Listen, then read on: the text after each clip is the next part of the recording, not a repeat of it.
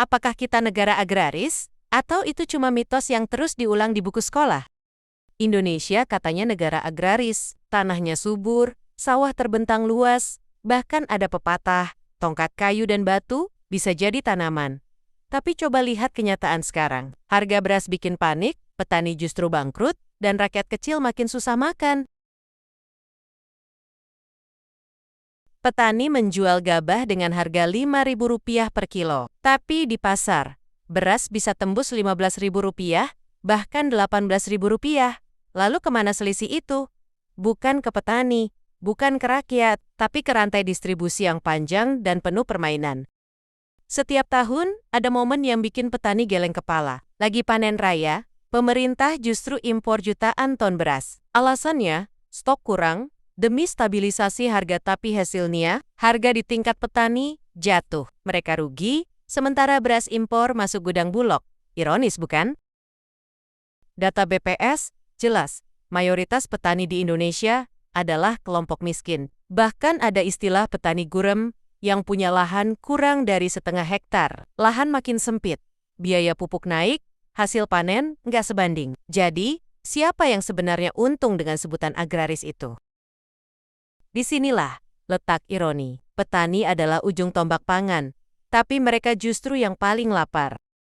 Pernah dengar nggak cerita petani gagal panen karena banjir atau hama? Nggak ada jaminan, asuransi pertanian masih minim. Sementara kalau perusahaan sawit atau tambang rugi, negara langsung turun tangan. Lebih pahit lagi, lahan pertanian makin menyempit. Sawah berubah jadi perumahan, pabrik, bahkan tol. Pembangunan dikejar, tapi pangan kita terancam. Kalau begini terus, siapa yang jaga nasi di meja makan kita? Kita ini negara pengimpor pangan besar, dari beras, kedelai, sampai bawang putih. Padahal semua itu bisa ditanam di tanah kita sendiri. Pertanyaannya, kenapa impor lebih dipilih? Karena ada untung besar di balik impor. Lagi-lagi, rakyat jadi korban. Pernah dengar istilah food estate? Digembar-gemborkan sebagai solusi krisis pangan. Tapi siapa yang dapat izin ribuan hektar lahan itu? Bukan petani kecil, melainkan perusahaan besar. Lagi-lagi, rakyat kecil ditendang keluar dari tanahnya sendiri. Di tingkat global, Indonesia sering dibilang lumbung pangan potensial. Tapi faktanya, buruh tani kita masih hidup pas-pasan. Dan jangan lupa, pangan kita sangat rentan inflasi. Harga beras naik sedikit saja. Seluruh rakyat panik. Ini tanda ada masalah serius di sistem pangan kita. Kalau begitu, apa yang harus dilakukan?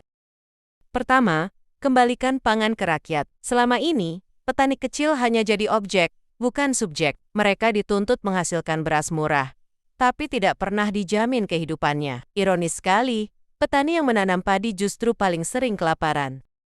Sudah saatnya negara berhenti memperlakukan mereka seperti mesin produksi. Petani kecil harus ditempatkan sebagai prioritas utama, diberi akses pupuk yang layak, harga gabah yang adil, dan jaminan pasar yang tidak dimonopoli tengkulak atau korporasi besar. Kedua, perkuat kedaulatan pangan. Jangan lagi setiap kali harga beras naik, solusinya impor besar-besaran. Itu hanya obat bius sesaat, bukan penyelesaian. Impor boleh jadi jalan pintas, tapi sekaligus menjerat kita dalam ketergantungan. Padahal, kita punya jutaan hektar sawah, jutaan tangan petani. Yang perlu dibenahi adalah rantai distribusi yang seringkali jadi sarang permainan harga. Kalau distribusi diperbaiki, petani sejahtera, dan rakyat bisa membeli beras dengan harga wajar, untuk apa kita tergantung pada beras dari negeri lain? Ketiga, jaga lahan pertanian. Ini masalah yang paling genting. Tiap tahun, sawah kita menyusut drastis tergerus proyek infrastruktur, kawasan industri, dan perumahan. Beton semakin meluas, sementara tanah subur hilang. Padahal, sekali sawah berubah jadi perumahan, mustahil bisa kembali jadi lahan padi. Kalau kita tidak menjaga lahan sekarang, kita sedang menggali lubang krisis pangan masa depan. Ingat, tidak ada teknologi yang bisa menggantikan fungsi tanah subur. Sawah adalah fondasi bangsa. Jika ia hilang, masa depan kita ikut terkubur. Maka, resolusinya jelas. Kedaulatan pangan tidak bisa ditunda. Ia bukan sekadar slogan politik, tapi kebutuhan mendesak. Sebab, sebuah bangsa tidak akan pernah berdaulat jika perut rakyatnya tergantung pada negara lain. Pada akhirnya, masalah pangan bukan sekadar urusan dapur atau harga pasar. Ia adalah persoalan strategis yang menentukan arah bangsa. Negara yang gagal menjamin pangan rakyatnya akan selalu rapuh. Sekalipun gedung pencakar langit menjulang atau jalan tol terbentang, kita perlu menempatkan petani sebagai pusat kebijakan, memastikan distribusi berjalan adil, dan menjaga lahan pertanian sebagai aset nasional. Tanpa langkah itu, setiap krisis pangan hanya akan berulang, dengan rakyat kecil sebagai korban utamanya. Maka, membicarakan pangan bukan nostalgia tentang sawah atau romantisme desa. Ini adalah pembicaraan serius tentang kedaulatan, keberlanjutan, dan masa depan Indonesia.